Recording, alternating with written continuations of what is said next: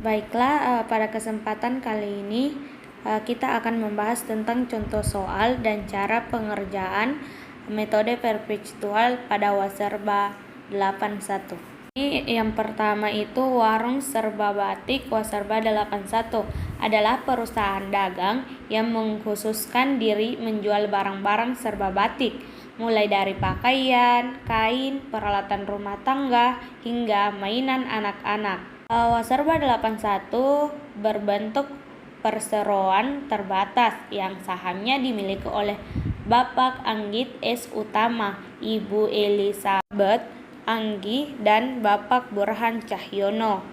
Berikut ini saldo dari akun-akun yang dimiliki Waserba 81 pada tanggal 1 Desember 2018 dalam ribuan rupiah.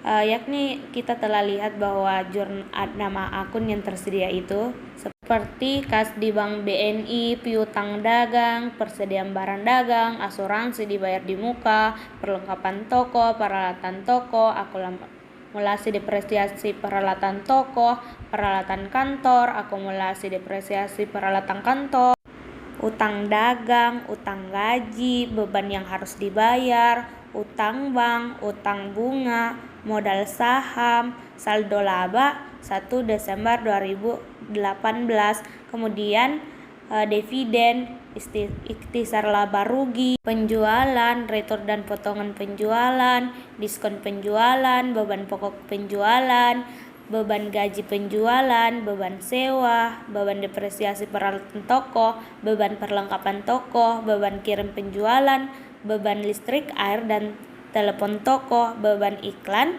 beban penjualan lain-lain, gaji administrasi, beban depresiasi peralatan kantor, beban asuransi, beban listrik, air, telepon kantor, beban bunga, dan beban administrasi lain-lain. Kita telah melihat tadi tentang nominal-nominal dalam neraca saldo periode ini. Kemudian langsung saja kita masuk ke dalam jurnal yang dimana transaksi pertama itu pada 1 Desember 2018 membayar sewa toko bulan Desember sebesar Rp2.400.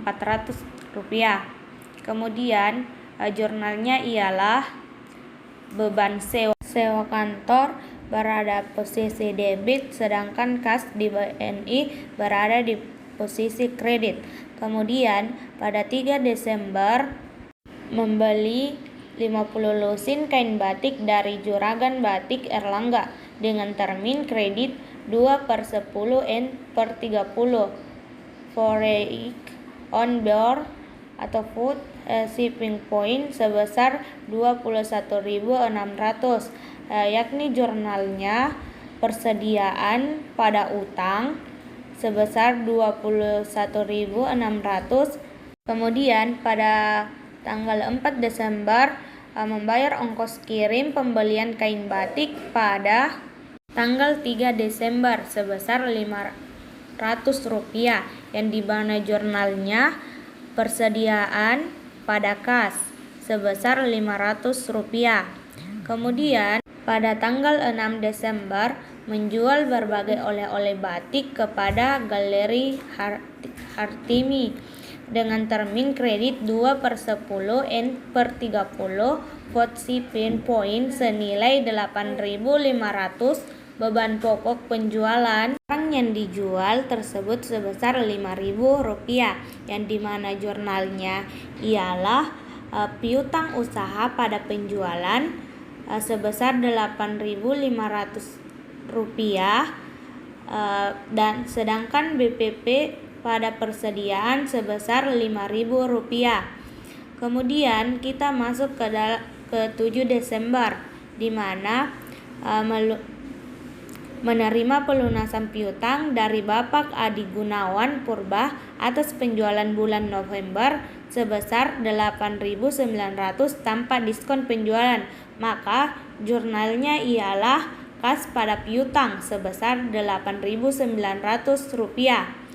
Kemudian kita melangkah ke transaksi nomor tanggal 10 di mana mencatat penjualan tunai tanggal 1 sampai 10 Desember sebesar 27.200 dengan beban pokok penjualan sebesar Rp16.000. Kemudian jurnalnya ialah kas pada penjualan sebesar Rp27.200, sedangkan BPP pada persediaan sebesar Rp16.000. Kemudian pada tanggal 12 Desember ngasih utang pembelian barang pada tanggal 3 Desember, di mana jurnalnya ialah utang dagang pada kas dan persediaan yang berupa 21.600 utang dagangnya, sedangkan kas dan persediaan itu kas itu Rp21.168, sedangkan persediaan sebesar Rp432. Kemudian kita melangkah ke transaksi tanggal 14 Desember.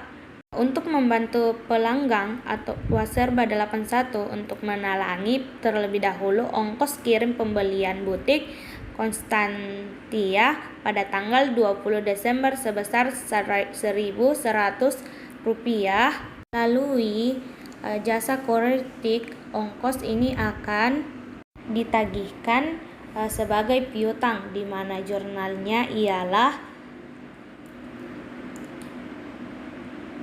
piutang dagang pada penjualan sebesar Rp26.000, kemudian BPP pada persediaan barang dagang sebesar Rp13.200.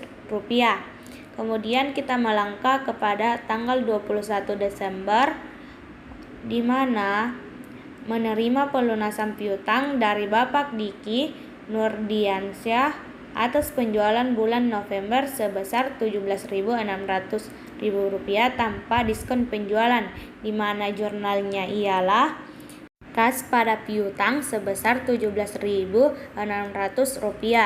Kemudian tanggal 21 lagi, di mana membeli 40 lusin kemeja batik anak-anak dari penjahit Basita dengan termin kredit 1/10 N/30 vote destination sebesar Rp20.000, di mana jurnalnya ialah persediaan barang dagang pada utang dagang sebesar Rp20.000.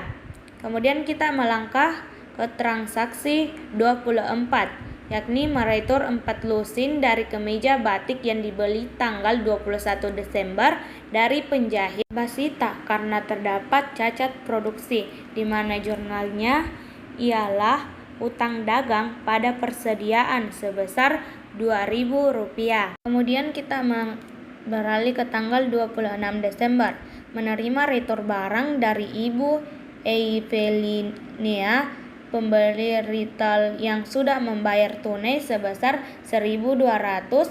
Beban penjualan dari barang yang diretur yakni Rp700, di mana jurnalnya ialah retur penjualan pada kas sebesar Rp1.200, sedangkan persediaan pada BPP sebesar Rp700. Kemudian kita melangkah kepada tanggal 28 Desember dengan membayar gaji Desember staf penjualan Rp7.600 dengan staf administrasi Rp4.800, maka jurnalnya ialah beban gaji penjualan, beban gaji administrasi pada kas, yang dimana beban gaji penjualan itu sebesar Rp7.600, beban gaji administrasi sebesar Rp4.800, sedangkan kas itu Rp12.400. Kemudian kita melangkah kepada transaksi tanggal 29 Desember, yakni membeli perlengkapan toko, kantor pembungkus, kertas truk, label sebesar Rp800, di mana jurnalnya ialah perlengkapan toko pada kas sebesar Rp800. Kemudian pada tanggal 30 menjual kemeja batik anak-anak kepada SD Adika Pranusatya dengan termin Kredit 2/10 N/30 vote shipping point senilai Rp18.750, beban pokok penjualan sebesar Rp11.250. Dengan jurnalnya ialah piutang dagang pada penjualan sebesar Rp18.750. Kemudian BPP pada persediaan sebesar Rp11.250.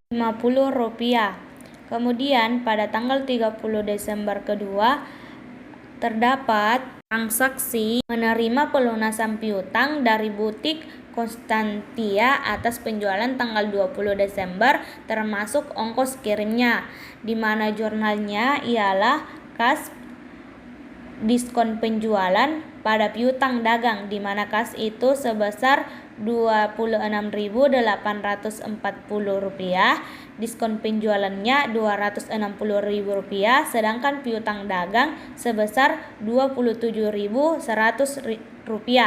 Kemudian kita melangkah pada tanggal 31 Desember, mana transaksinya melunasi utang pembelian kemeja batik anak-anak pada tanggal 21 Desember kepada penjahit Basita, maka jurnalnya ialah utang dagang sebesar Rp18.000, kemudian pada persediaan sebesar Rp180 dan kas Rp17.820. Kemudian setelah penjurnalan ini kita menjumlahkan jumlah debit dan kredit. Inilah hasil dari penjurnalan kita tadi, di mana kredit serta debit itu harus diseimbangkan dan kemudian jumlahnya itu harus sebanding atau balance. Selanjutnya kita melangkah pada buku besar, di mana buku besar itu ialah persamaan atas akun-akun yang telah ada sebelumnya untuk menyeimbangkan nilainya. Seperti yang kita lihat pada gambar ini, ada banyak akun-akun yang harus disesuaikan. Kemudian langkah selanjutnya yaitu neraca saldo sebelum penyesuaian, yakni ketika kita telah melakukan pada buku besar, maka kita harus menyesuaikannya dalam neraca saldo sebelum penyesuaian, di mana yang kita lihat pada gambar ini jumlah nilainya serta nama akunnya. Pada soal ini terdapat pula akun-akun tambahan ataupun ada jurnal transaksi yang dilakukan, yaitu pada tanggal 31 Desember sebelum penyelesaian laporan keuangan akhir tahun 2018, Waserba 81 menemukan transaksi-transaksi yang perlu dibuatkan jurnal penyesuaian angka dalam ribuan rupiah, di mana transaksi pertama yaitu hasil perhitungan fisik persediaan yang terdapat di toko menunjukkan bahwa nilai persediaan akhir tanggal 31 Desember sebesar Rp397.038. Selisih persediaan dimasukkan ke dalam beban pokok penjualan, yang dimana jurnalnya ialah beban pokok pada persediaan barang dagang sebesar Rp12.000.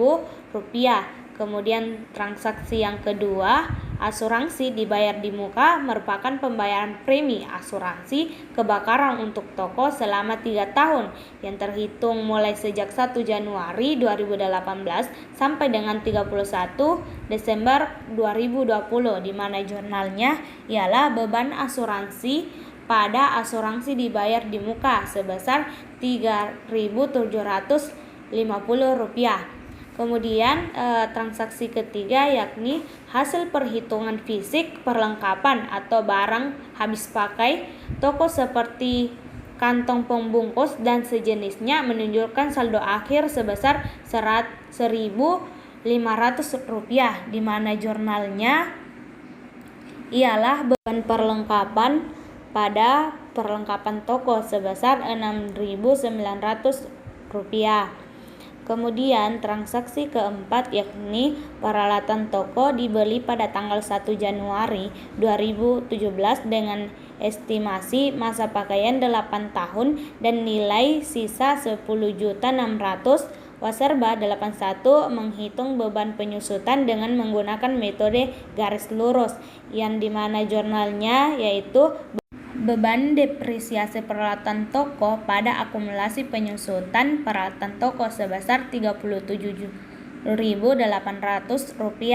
Kemudian transaksi kelima yakni peralatan kantor dibeli pada tanggal 1 September 2016 dengan estimasi masa pakai 4 tahun tanpa nilai sisa. Waserba 81 menghitung beban penyusutan dengan menggunakan metode garis lurus, yang dimana jurnalnya ialah beban depresiasi peralatan kantor pada akumulasi penyesuaian peralatan kantor sebesar Rp30.000. Kemudian kita melangkah ke transaksi ke-6 yakni pembayaran gaji terakhir adalah untuk periode kerja sampai dengan tanggal 27 Desember.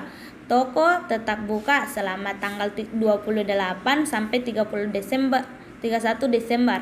Gaji karyawan 50.000 per hari. Karyawan yang masuk kerja terdiri atas 6 orang staf penjualan dan 4 orang staf administrasi, yang dimana jurnalnya ialah beban gaji penjualan sebesar Rp1.200,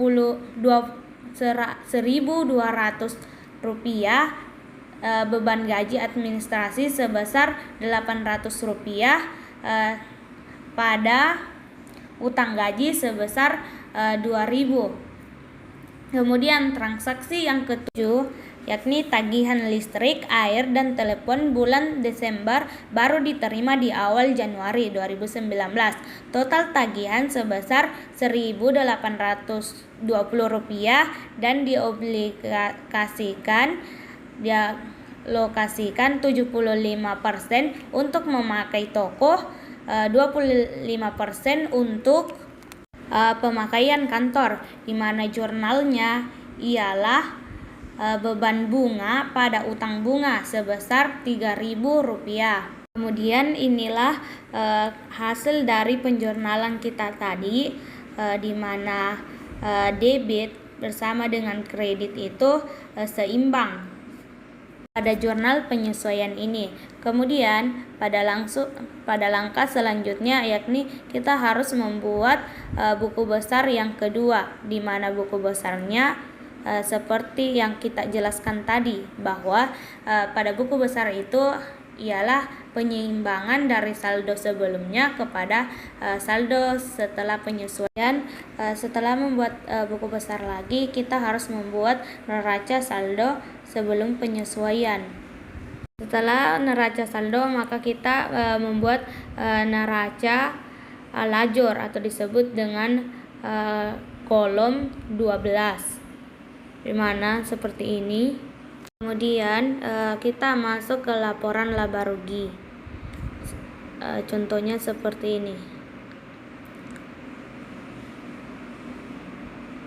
Kemudian kita melangkah ke laporan perubahan keuangan. Setelahnya laporan perubahan ekuitas yang kita kerjakan.